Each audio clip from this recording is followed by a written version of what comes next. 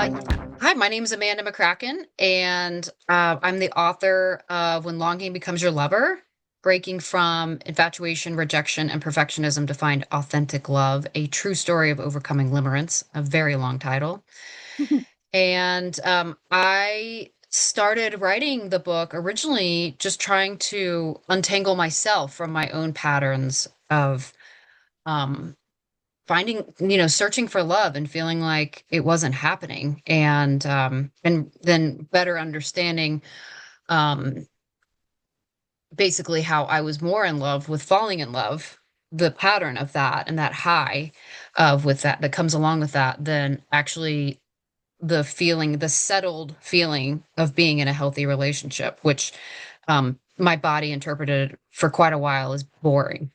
So I kept chasing the crush Yeah, for a long and time. is that is that how you would define limerence, or is there another way that you would define it? Good question. Yeah. I mean, sometimes I would describe it as like a crush on steroids. It's beyond, I mean, some people say it's like a category of passionate love. Some of the psychologists I've talked to, or just like intense infatuation. But regardless, whatever it is, I think limerence, there's a what do you call it? Like there's a I lost this word recently when I was trying to describe it too. When you can have light limerence, which I think is kind Spectrum. of that sweet crush that you have when you're in high school or earlier, third grade even. And then there's like limerence that's unhealthy, where the thoughts are so intrusive that it's getting in the way of your work, your other relationships, and potential for you to actually recognize a healthy relationship when it's staring you in the face. Hmm. So basically, more technically, limerence is a psychological term used to describe a state of mind where one is ruminating about an idealized version of a romantic interest they've placed on a pedestal. They don't see their flaws, and they deeply desire for that person to reciprocate their attention. It's really not about sex. It's about wanting to be chosen, I think. Hmm. Yeah, and it seems like such a important topic for our culture. Like I've, been thinking ever since sort of the internet started to exist, I've been thinking about just like the propensity for shopping that like for people that it that it just Hmm. really highlights. And so I'm really excited to read your book. And it's not just a memoir, it's sort of like in that memoir plus or hybrid category. How would you define your book's genre? Yeah, it's interesting you asked that because recently I was talking to a PR person I met at um, what was it that I was just at in Baltimore? AWP. AWP conference, right? And the panel was on how to sell your book. And I stayed after, as did a bunch of people, to talk to this guru of a PR woman. And I described it as both of those, hybrid memoir or memoir plus. And she's like, "What's that?" Like, people don't know what that is if you're not in the literary world, right? And so she's like, maybe you could call it research driven memoir. Mhm. So that's kind of what I'm referring to it as now, because it's maybe you noticed it's Oh, got like 180 some endnotes in it, so it's chock full of research, and that's kind of the thing I like to read personally. So that's why I wrote it that way. I think it's so interesting because I like really avoided the business of writing for like 15 years and was just like very much like into like the art of writing or whatever. And for the last couple of years, I've been learning about it. And what I've heard, like the majority of editors and agents, they say things like, literary memoir doesn't sell unless you're a celebrity. And that's not even really literary most of the time. And you have to be memoir plus. But then readers don't know what that is and just want regular memoirs. Like they want to, I mean, I think that Hmm. it works for both, but it's just so interesting that we have this like chasm between what the people who sell books are saying and what everybody else is aware of, even, you know. Oh, right, right. It's And stunning. then I think that the different groups aren't talking to each other. If there's anything I learned in this publishing process is how siloed everything is. And to cross over as the writer into one of these other silos is a no-no for the most part, because I've gotten my hand smacked for trying, in my opinion, trying almost too hard, and trying to understand the system. But anyways, research-driven memoir, that's what I'm going with right now. Yeah, that's valid. And to me, it's like these books like yours that I think get that research driven thing right, kind of read like a really long, like a book length researched article, like a book Mhm. length, like research personal essay or something like that, which is my favorite kind of writing. Like I think, and I think people love it. I mean, people read that stuff all the time on the internet. We just don't have a name for it that's like poppy that everyone knows, but Yeah. it's also like what we are reading. So I think it's great, and I love seeing examples of it. You know, I was really like reading your book for the craft because it's like where are you bringing in the research and where are you like building up a scene and like we think about like the propulsive nature of a book, and I think in this book, there's a journey that you're going on through it, but there's also like the tension of like the information that other people are giving you and their sort of little like side things. It's a really different way of thinking about a book length work. Yeah, that was probably the most difficult part, actually, was trying to put on the journalist hat and then into the memoir hat and so on, and then to weave it together in a way that um didn't sound too jarring, like too many different voices. And then also because I wanted to tell it chronologically. It was also difficult because some of the research that I was doing was like more like, and I did it more recently, just in the past 5 or 6 years, but I'm weaving it in earlier in where it fits in to how it reflects earlier on in my life. So that was definitely a challenge, but hopefully I pulled it off. Think you did. Like that's what I really liked about it. I think it's one of those that's like a good example. I'm always seeing on like different writing groups, especially on like Facebook, people like asking for examples of the researched memoir. And I think yours is like one of the top ones that I've seen where it's like the story is as present as the research and it just like it all cycles together really well. How long did it take you Thank you. to write the book and find all the people and stories that you gathered? Yeah, and I was thinking the word braided is kind of a Yeah. word that people use too now, that people can Yeah. visualize that, I think, as opposed to like hybrid memoir or memoir plus. But braided essay, it's kind of like a braided Mm-hmm. memoir in some ways. So how long did it take me to, what was the question? To write the book and gather all the stories from others and all that stuff. Yeah, so that's a great question, but it's also difficult to answer because I mean, technically I signed the contract April 2024, and everything was we were just fixing, cleaning up errors probably by just July this past year. So just a little over a year I had to work on it, but I wove in pieces, stories that I had written in the past, some of the research I'd already done for my podcast. So I referenced notes from and that had been going on since like 2022. And what else? But technically, I started writing the proposal in like 2015, and then shopping it around in 2016. And it took, so so I was kind of writing and building and researching all of that time, but the bulk of the weaving together and crafting it all came was that 2024 to like April 2024 to like July 2025. Mm-hmm. That makes sense. And so I'm guessing you sold it on proposal before you wrote it. Is that what I'm understanding? Yeah. Mhm.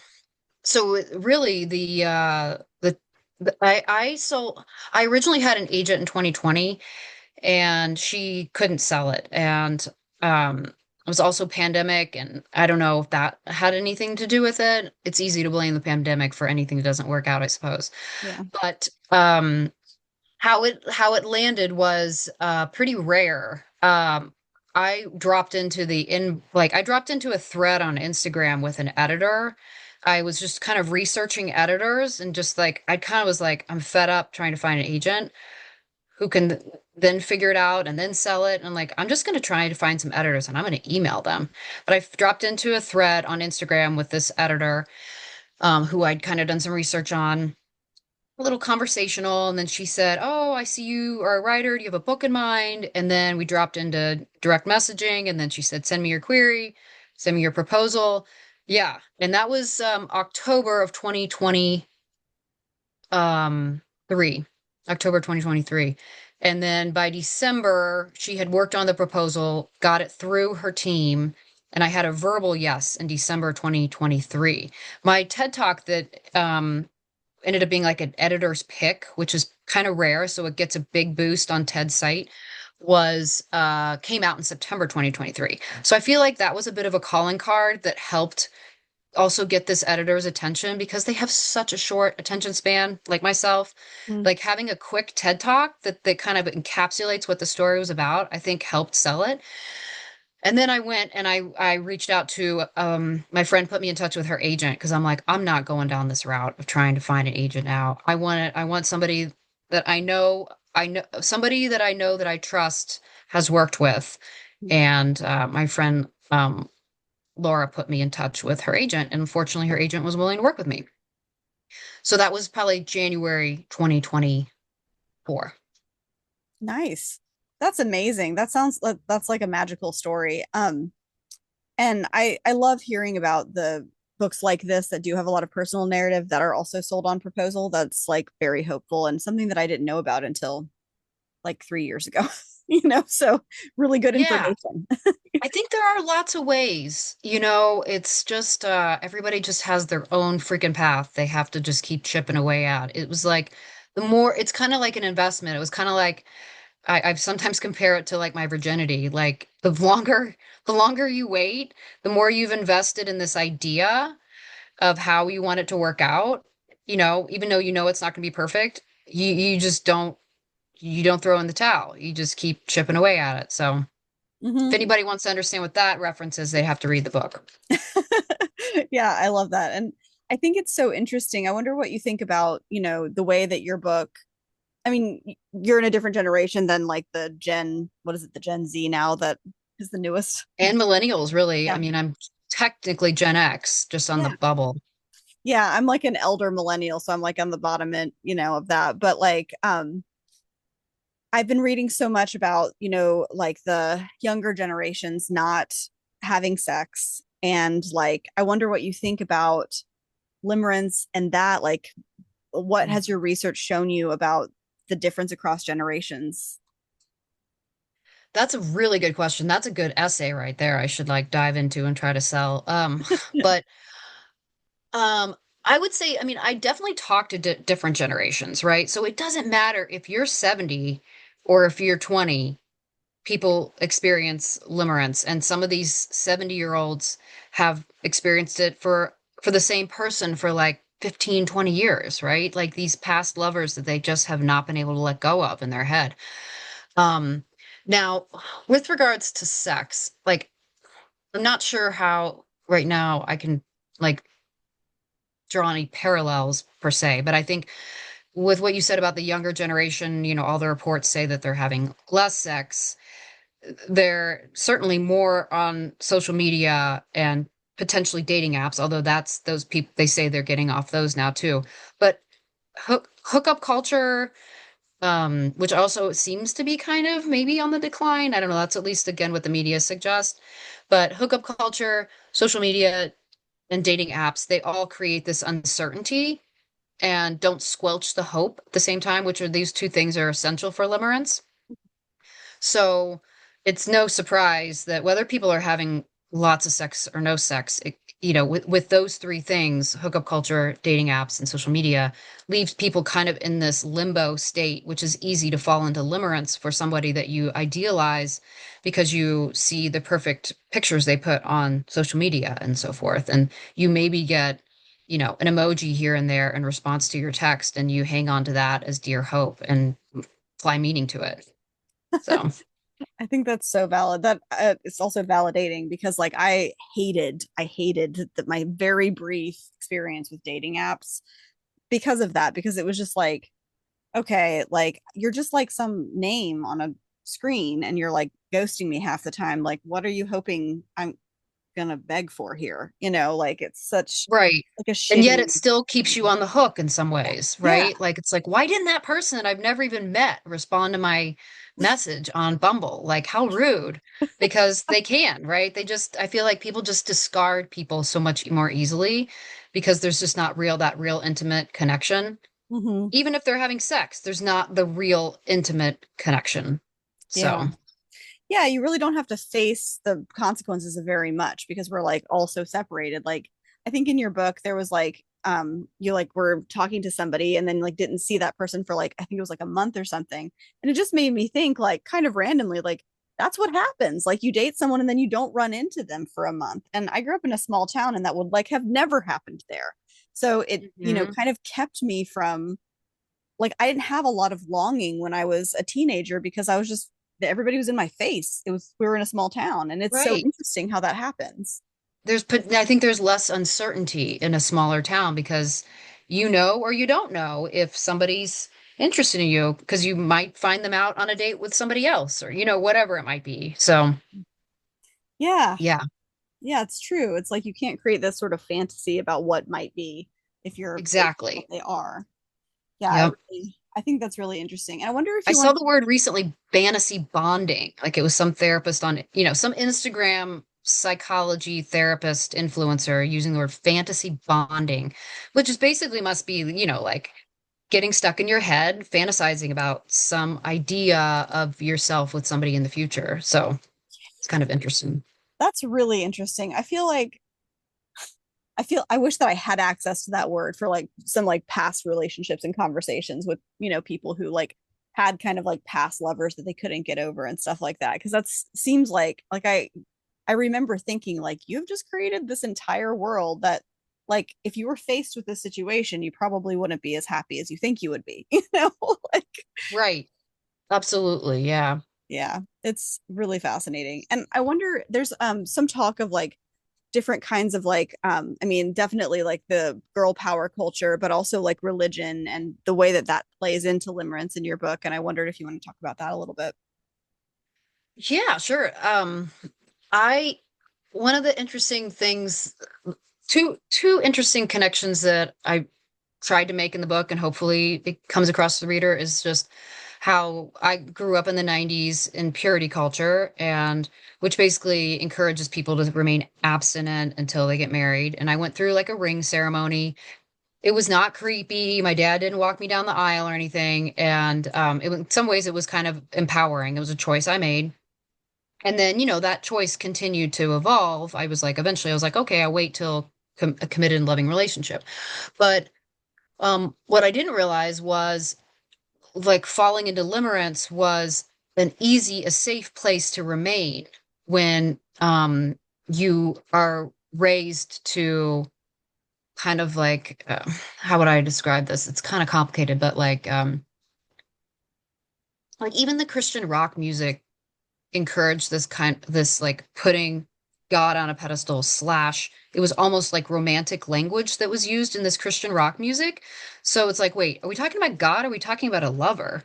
So, and I think neurolinguistic programming is a real thing. So the more you listen to stuff, the more it gets in your head. And so, putting somebody on a pedestal and keeping them there and keeping yourself down here as not ever having much of a chance, but a slim chance of being chosen or thought after was what I felt like I kind of grew up with. And it was also a safe place because then it would never mean that I would be on kind of equal footing with that person so I would even get to the point of saying yes, I want to have sex with you. Does that make sense? Yeah, So there's super some does. of that. And then with regard to the alpha girl culture, um and this was something my editor was I had to clarify because I feel like I was a mixed bag. I had this purity culture, which people usually think of like women being submissive and so on and so forth.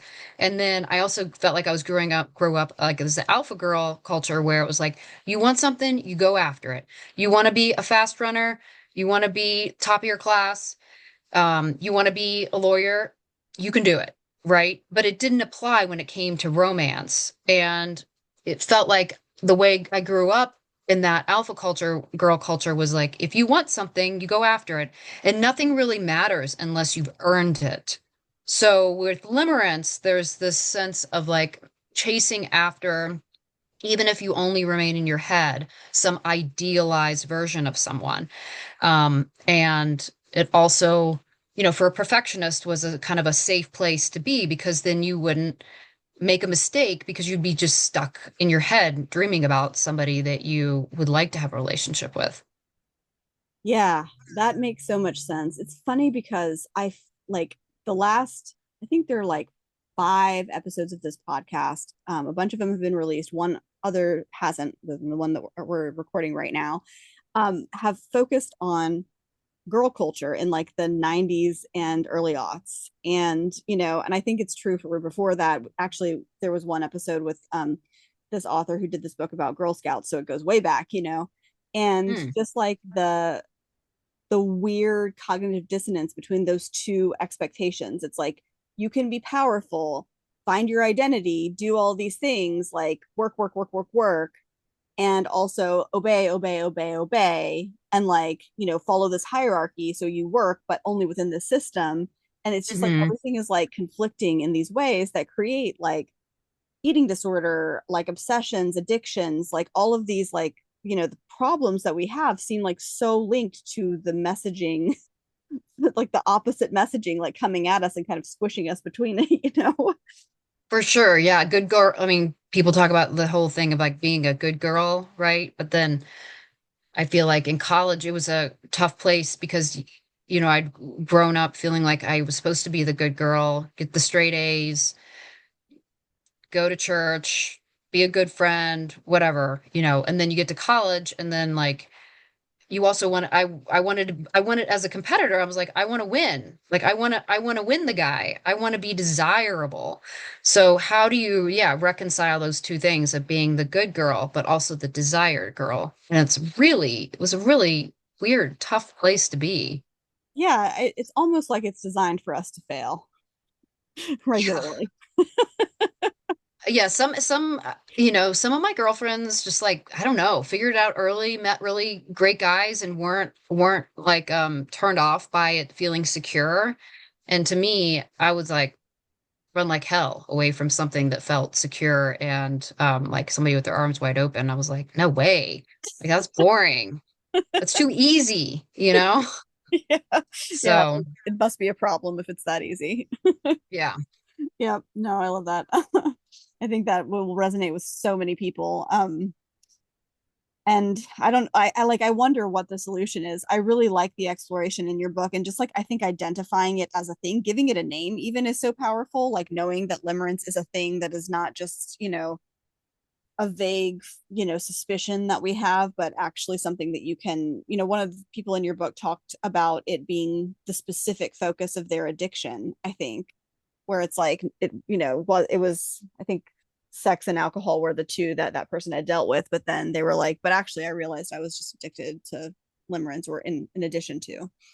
Yeah, that was one of the most interesting things somebody told me was like one of them had said, a couple of them had said that they had experienced limerence, love addiction, sex addiction. They were in like a group kind of that's kind of like they might have even been in AA as well. But they said, with limerence, like with alcohol, you have to go down to the store to get it. But with like eating, anorexia or limerence, it's harder to control because for limerence, it's just a thought away, somebody said. So it is harder to like turn the wheels off in your head. Mhm. It's harder, I think. I'm not an alcoholic, but I think it's harder than having to go out, get the alcohol, bring it home. There's more steps to it. Yeah, yeah, that makes sense.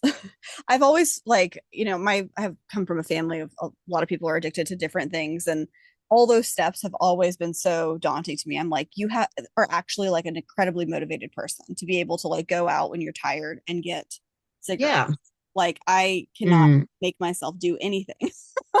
Like going to the store sounds like a fucking nightmare when I'm tired, you know, Right, right. like so many steps. But I also have ADHD too, so it's like I think it like kind of womps in different directions, right? It's like when I'm motivated, it's totally fine to do anything that's totally, bad for me. But True. Totally. Yeah. That was a big aha moment too, was reading about crushing and ADHD. And I was like, oh, that makes so much sense now. Like that was why it was so fun. Like it was just kind of almost like an organizing force in my brain to have crush after crush, um, just to kind of keep my brain entertained in some ways.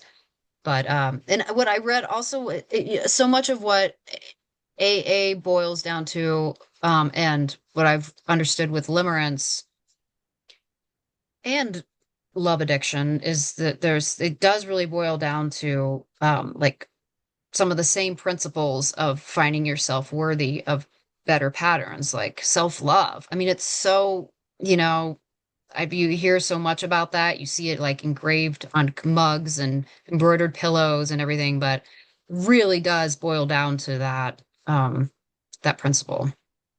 yeah, that is a great. So I know you have written a ton of stuff, a bunch of articles. If you have not written about crushes being an organizing factor for your ADHD brain, like I want to read that article because like I read in your book that you were diagnosed in your mid 30s. I also was diagnosed in my mid 30s. So it's like I feel like I cannot get enough of like thoughts from other women who've been diagnosed later in Hmm. life and figured like applied it retroactively to their patterns and stuff. Yeah, that was actually, yeah, one of my friends, Sarah, who lives down the street, had actually said similarly, you got to write that's got to be your next book. Or I'm like, well, an article would be a lot easier to write. So, Yeah, absolutely. But what you're saying about self-love too, like I was thinking about that like a few months ago. I remembered like suddenly driving and I was like, what does that actually mean to love myself? Like I just never interrogate whether I like myself or don't like myself. It doesn't occur to me. Like I see it all the time and I'm like, because I like have a propensity to fawn and just be like busy. Like I'm like a productivity person. That's like my big flaw. Like if I'm not paying attention, I'll just do mhm. projects to like feel like a person. Right. I get And that. but I love the idea of like redirecting limerence to the self. And I wonder how that would work and what that would feel like just like becoming interested and motivated by different parts of yourself or something like that. Yeah, I did write an article for Magazine like a couple years ago on self-love and interviewed some psychologists about like what does this really mean and how do you really treat yourself better? And the one thing that keeps always comes up is basically, why not treat yourself the same way that you would treat a friend? Because we often are just so hard on ourselves that we would never have the same self-talk we have in our head. We would never relay that to a friend. But um I think a lot of coming unwinding yourself from limerence boiled down to like self-compassion, stop beating myself up for making the same mistakes over and over, and to realize that maybe if I was in a different situation, I wouldn't be too much. I would be the right amount for the right person. Um, but it did take some quite a bit of therapy, like over, rinse, repeat over and over with the therapist I was seeing for like uh, about a year and a half or so before I met Dave, I think. Mhm. And I think that I was finally in the right place to be like, oh, okay, this actually feels good to be with somebody who is securely attached and loving and finds me awesome. Yeah, that is really the goal, right? I feel like most of social media that I see is like therapists talking about different attachment styles and how rare it is to have a secure attachment with someone. I think it's like the Yeah, unicorn attachment. right. And I don't know. I've read, I've tried to find research on this. Like, I think hypothetically, people say that like secure attached people kind of like hook up with secure attached people earlier on and get married. So the later you are in the pool, the fewer securely attached people are available. That's why I feel like when he got divorced, I'm like, oh, if I hadn't met you, somebody else would, and you would have been scooped up right away. Mm. But Another psychologist I talked to for the book um, talked about how, do people, more and more in her class, Alexandra Solomon's her name, in her classes at Northwestern on marriage and family. I think those were the classes she taught. Like everybody comes in, they think they know their attachment styles and everything. And she's like, well, is everybody anxiously attached or have avoided issues, or is it just a product of our of media and social media and the current dating scene that makes ghosting more acceptable, making people feel like they're crazy? But are they really crazy, or is just, responding to somebody in a timely manner something that people have now interpreted as being like doesn't matter anymore. They can just discard people as they want to. So that was Mhm. an interesting thing that she was like, is it more a result of our culture than people actually having all these attachment issues now? Yeah, that's really interesting.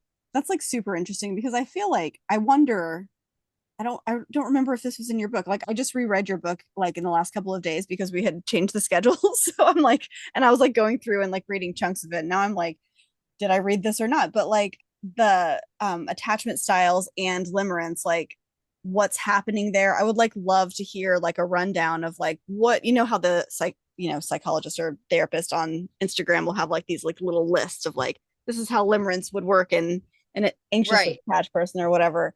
Because it does seem like there's something manipulative happening sometimes. Like some people are like chasing a little bit too intensely and other people are like dangling a little bit too intensely, and that it Yeah. does seem like I that think might be in there. I think the pattern that you see most often, and I bring up this in the book too, is you see at least this is what people who are self-proclaimed limerents often just have talked about, is like that they have more of an attack anxious style or disorganized, depending on who they're seeing. They have anxious or avoidant. And then, which is what I think I had. And then the limerent objects are not always, but it seems more often than not avoidant and or narcissistic. um, because they want that praise. They want to feel like they're put on a pedestal, and they keep that limerent person on the hook just long enough to still suck them for their fuel that they need. Does that make sense? They talk Yeah. about narcissists being like vampires, where they suck your Yeah. blood until they've got what they need, and then they drop you. Yeah. Um, and then the limerence kind of left being like, oh, but they liked me, wait, maybe there's more, maybe there's something there. Um, and oh, also the charm, right? The charm of the narcissists, I think, Yeah. to kind of lure, they seem, and they make the limerent object or the limerent person feel like they're special in some way. So Mhm. that there does seem to be that pattern. Not always, but I think that's definitely more of a pattern. That makes total sense to me. That like super like that's fascinating. I wish I could give that message to my like 17-year-old self. That would be really I know, helpful. right? But sometimes, yeah, I say I wrote the book that I wish I could have read, but part of me, a lot of me still feels like I would have made a lot of the same mistakes Yeah, till you're ready to like change. So that's true. That's nice. That's a nice way to look at it. Is there anything else you want to say about the book, the publishing process, or anything that you're like any promotional stuff that you're doing? I think that this will probably come out on Friday or at the latest next Monday.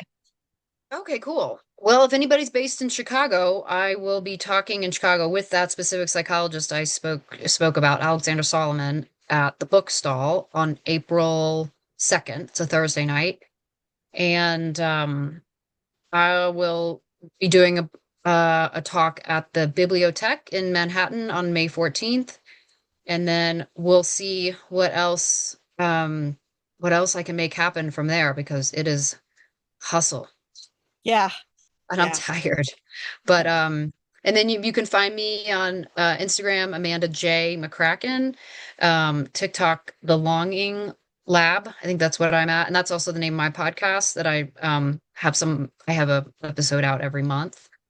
Got to get one out in the next week. And yeah, I just hope that the book I hope the book gets into the hands of people who need it, that find hope in it, um, see themselves in it, are able to find, really useful strategies to unwind themselves from the patterns that they've kind of gotten stuck in. And or I really hope therapists are able to get it into the hands of clients that just have felt stuck in the same patterns that I felt like I was in for a long time.